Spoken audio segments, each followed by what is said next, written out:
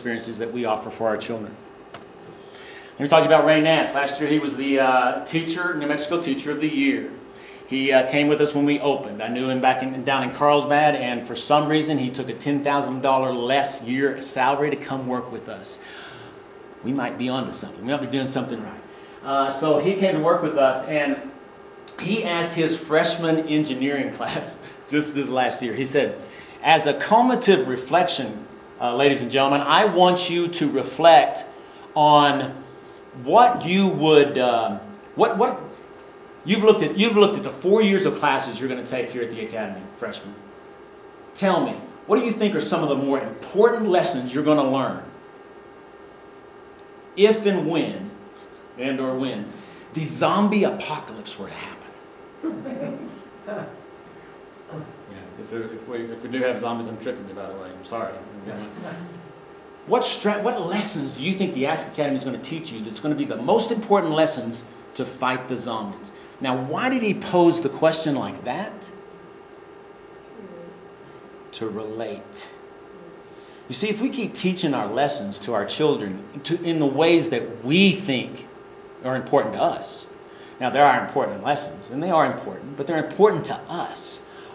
Is factoring polynomials as important to them as me? Not unless I can relate it to something that is important to them.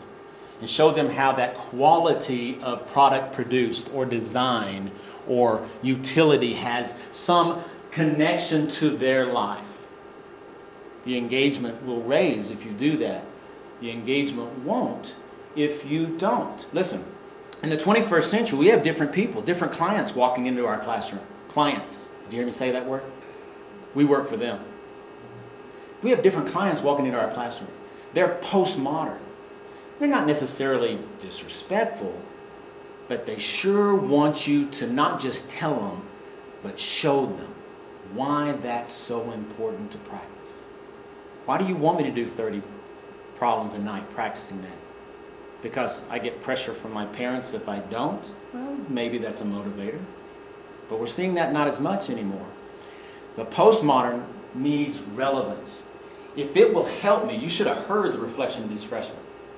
Mechanical advantages, ramps, levers, projectile devices, quadratic functions modeling the acceleration due to gravity on these to get it to land. You should have heard all that they were saying. Why?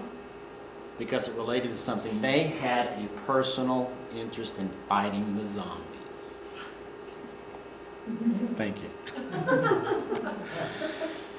We are also trying to redefine our community. So I'm talking in front of you tonight, and you are community members with the ASQ Academy because we share it. We live in the same community. So we're trying to redefine what traditionally the relationship is between business and schools. Can I offer a suggestion? The traditional relationship is this. The school knocks on the door of a business and says, hey, I'm Paul Stevenson from the ASQ Academy High School. What is the business's first knee-jerk reaction, no matter how altruistic they are or how much they want to help? Oh, here they are again. They want goods, they want time, they want money. It's all one directional, and they're right.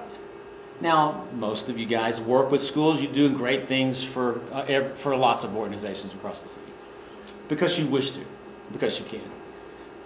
But what I'm trying to do is redefine it. So that when we went to Intel, hi, I'm Paul Stevenson, director of the ASQ Academy.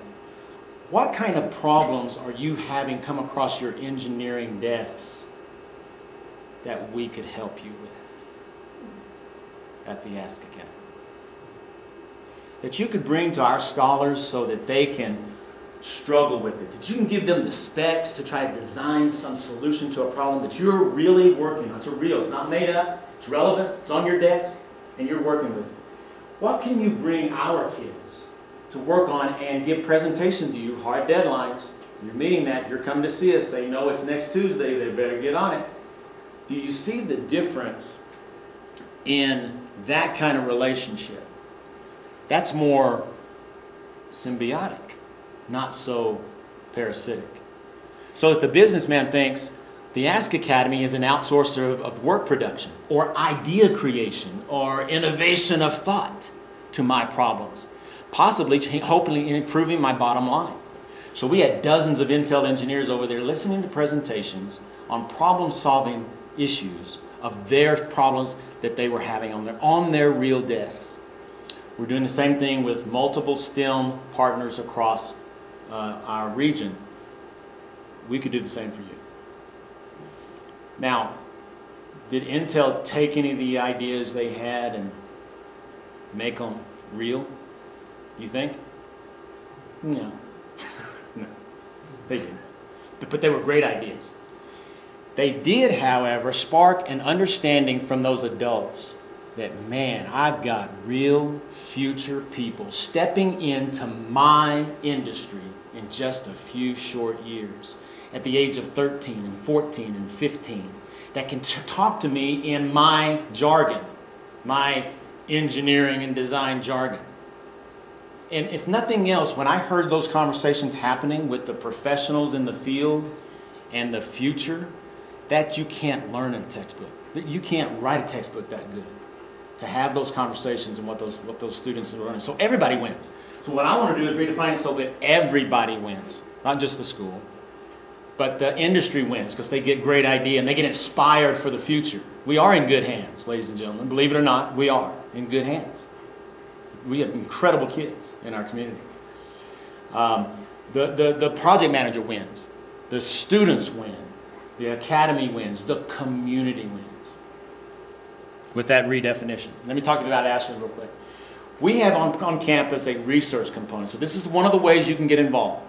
We have a research component that 100% of our kids do active, real, relevant research on their issues. Let me ask you, do you think a school can create can create a class for every interest of every kid in the school? Can we create a class for that?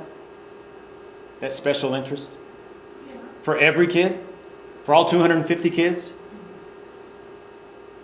Now, you may have a group that have the same interest, right? But are you going to have all 250 having the exact same passion and interest? Can't create enough of those classes. Oh, but wait, we have. And our research program allows that to happen. Every kid, every scholar in our academy gets to ask our own question and then learn how to use the math, science, reading, and writing to answer that question